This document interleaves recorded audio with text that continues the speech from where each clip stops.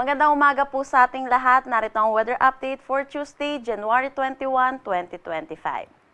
Sa ngayon po, wala naman tayong minomonitor na anumang bagyo or low pressure area sa loob at labas ng ating Philippine Area of Responsibility. Pero meron po tayong tatlong weather system na currently nakakaapekto dito sa ating bansa.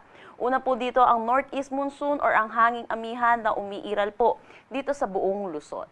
Samantala, meron din tayong easterlies or yung mainit at malinsangan na hangin na nanggagaling sa dagat Pasipiko. Dahil po dito sa northeast monsoon, which is malamig na hangin, and then easterlies po, mainit na hangin, yung banggaan po neto or yung salubungan po neto ay nagre-resulta po sa tinatawag nating shear line. Dako tayo sa magiging panahon natin ngayong araw. Kung makikita po natin dito sa Luzon, northeast monsoon po ang iiral sa atin. Pero kung makikita din po natin yung eastern section po ng ating bansa, particularly dito sa may Cagayan Valley, Aurora at Quezon, makakaranas po sila ng maulap na papawirin na may mga mahihinang pag-ulan.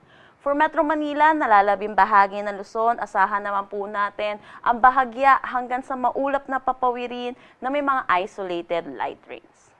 Agwat ng temperatura for Metro Manila, 24 to 30 degrees Celsius. Lawag, 22 to 30 degrees Celsius. For Tugigaraw, asahan natin ng 22 to 29 degrees Celsius.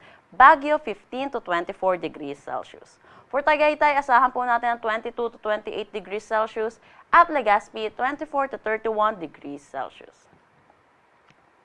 Kung makikita din po natin, makakaranas po na maulap na papawirin na may mga kalat-kalat na pag-ulan dito po sa may Northern Samar at Eastern Samar, dulot po ito ng shear line. And then kung makikita din natin for Dinagat Island, Surigao del Norte at Surigao del Sur, makakaranas din po sila na maulap na papawirin na may mga pag-ulan, dulot naman po ito ng easterlies. Para naman sa Palawan, nalalabing bahagi na Visayas at Mindanao, inaasahan naman po natin ang maaliwalas na panahon pero hindi po mawawala ang mga tsansa ng mga localized thunderstorm pagdating sa hapon at sa gabi.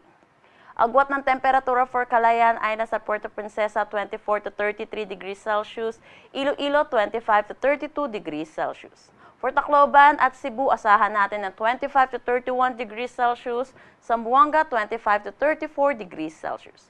For Cagayan de Oro, 25 to 30 degrees Celsius at Davao 25 to 32 degrees Celsius.